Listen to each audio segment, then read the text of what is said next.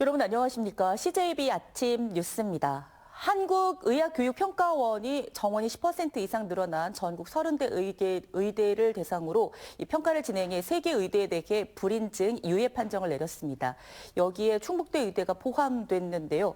이 충북대 의대는 미흡한 사항을 보완해 재심사를 받아야 하는데 만약 통과하지 못할 경우 내년에 신입생 모집이 사실상 어렵게 됩니다. 조상우 기자입니다.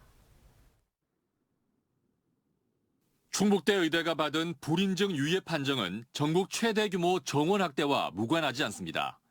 충북대 의대의 모집 정원은 당초 49명에서 정부의 의대 정원 확대 정책에 따라 전국 최대인 151명이 증원된 200명을 배정받았고 2025학년도엔 대학 자율로 증원분의 50%만 반영한 125명이 됐습니다. 입학 정원이 10% 이상 증가하는 등 의학교육에 중요한 변화가 생긴 경우 의평원의 평가를 받아야 하는데 이번 전국 30개 의대를 대상으로 한 평가에서 충북대는 평가 준비 부족을 이유로 불인증 유예 판정을 받았습니다. 불인증 유예는 1년간 인증 상태를 유지하면서 재평가 기회를 주는 것으로 충북대 의대는 15일 이내 재심사를 신청할 수 있고 재심사 신청 시 45일 이내에 재심사 결과 판정이 이루어집니다. 만약 재심사에서도 인증을 받지 못할 경우 현 재학생과 2025학년도 입학생은 영향이 없지만 2026학년도 입학생은 의사국가시험 응시 자격을 잃게 됩니다. 사실상 신입생 모집이 어렵게 되는 것입니다. 하지만 의대 증원이 지역 의료와 필수 의료를 개선하기 위한 목적이고 교육 여건을 갖추는 데는 단연간의 시간이 필요하다는 견해도 있습니다. 충북 지역처럼 당초에 의대 정원이 적게 배정된 지역들은 이제 다른 지역 의대 정원이랑 격차를 영원히 해소할 수 없는 과제가 남아 있는 것이고요. 그로 인해서 계속해서 충북 지역이 의료 취약지로 남게 될 것이고 충북대는 자구 노력 방안 등 조만간 입장을 내겠다고 밝혔습니다. 전국 최대 규모 증원이 오히려 부메랑으로 돌아온 가운데 지역 차원의 해법을 서둘러 찾아야 할 것으로 보입니다. CJB 조상우입니다.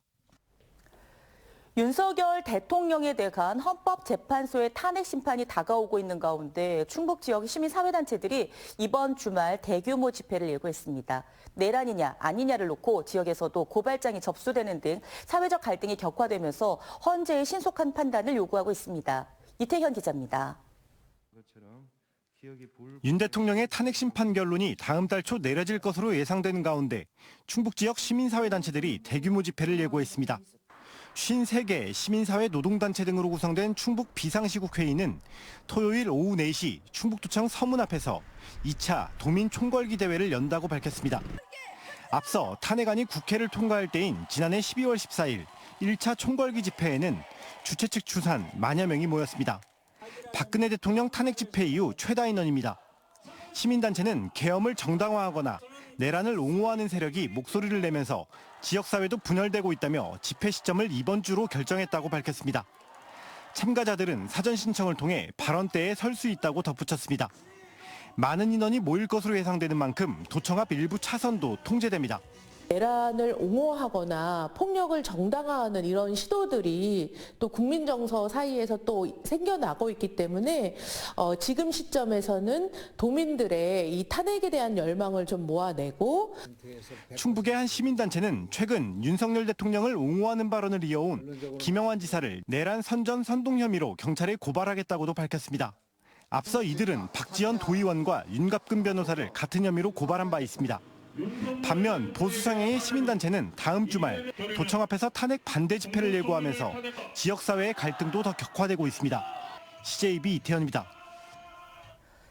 김영환 지사가 여론조사 기관의 광역자치단체장 17명에 대한 직무수행 평가에서 8번 위를 기록했습니다. 김 지사는 리얼미터가 실시한 직무수행 평가에서 46%의 긍정평가를 얻으며 박형준 부산시장과 함께 8위를 기록했습니다. 반면 충북 지역의 도민의 생활 만족도는 지난달에 이어 10위권 밖에 머물렀습니다. 이번 조사는 지난해 12월 28일부터 1월 31일부터 2월 2일까지 전국 유권자 13,600명을 대상으로 무선 임의 전화 걸기 자동 응답 방식으로 실시됐으며 표본 오차는 95% 신뢰 수준의 플러스 마이너스 0.8%입니다. 김영환 지사가 손인석 전 공영토건 대표를 2급 상당의 정무특별보좌관으로 임용했습니다.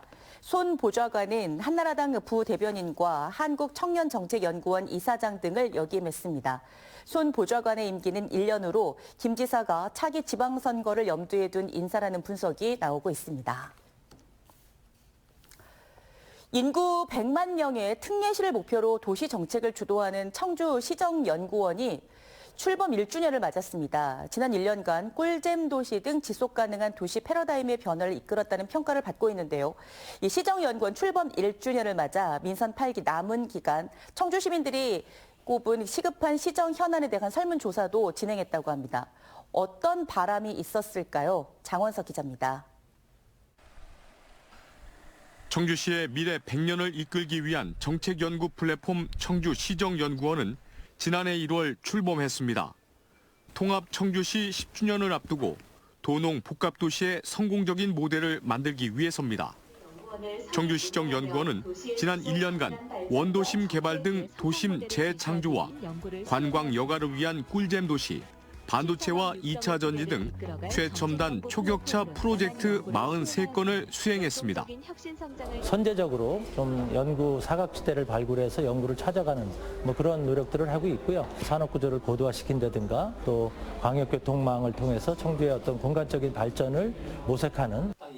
청주시정연구원은 지난해 11월부터 석 달간 시민 1000여 명을 대상으로 청주시가 해결해야 할 시급한 현안에 대한 설문조사를 실시했습니다. 연령별로 살펴보면 20, 30대는 교통을, 40, 50대는 교통과 인구 저출생을, 60대 이상은 인구 저출생을 가장 시급한 문제로 꼽았습니다. 지역별로는 역시 공통으로 교통과 인구 저출생을 해결해 줄 것을 요구했고, 흥덕과 청원 상당구는 문화와 여가 문제를, 서원 구민들은 환경 문제를 해결 과제로 추가했습니다. 정책 분야별로는 경제 분야에서 지역 격차 해소와 소상공인 지원 등을, 사회 분야에서 소통 인프라 구축과 주민자치 활성화 등을 우선 과제로 선택했습니다. 전국의 자치단체들이 인구 감소와 저성장 극복을 화두로 내세우고 있는 가운데 도농 복합시인 청주시의 발전 방안에 관심이 집중되고 있습니다.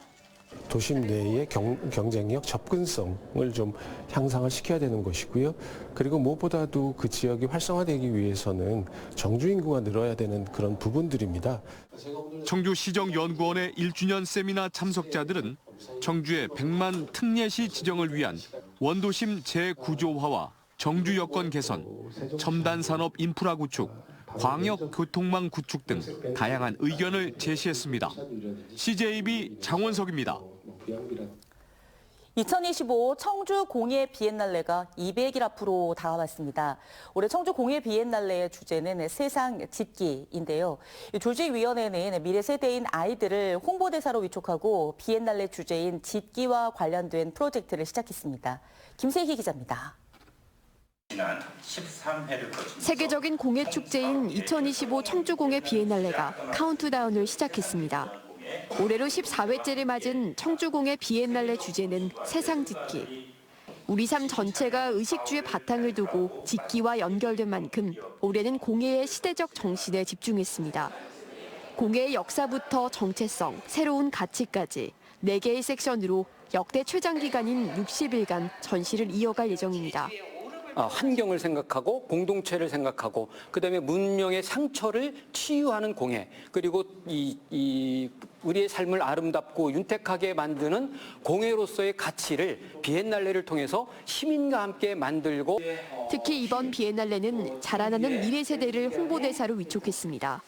청주에 거주하는 고려인연합 어린이들부터 장애 비장애 통합학교인 자다예술학교 학생들까지 이들에게 어린이 비엔날레 등 다양한 공예 문화 경험을 통해 청주 공예 비엔날레의 성장을 견고히 한다는 계획입니다. 청주 공예 비엔날레에서 홍보 활동을 하게 해주셔서 감사합니다. 앞으로도 열심히 활동하겠습니다. 이번 비엔날레 주제와 연계한 직기 프로젝트도 시작했습니다. 배우 겸 작가인 차인표 씨의 글짓기 강연을 시작으로 직기와 관련된 다양한 분야의 강연을 통해 비엔날레를 홍보해 나갈 예정입니다. 그전에는 45일 했었는데 올해는 60일로 늘려서 이곳 문화체조장에서 개최를 하게 됩니다. 청주 공예 비엔날레가 성공적으로 개최될 수 있도록 많은 관심과 참여를 부탁드리겠습니다.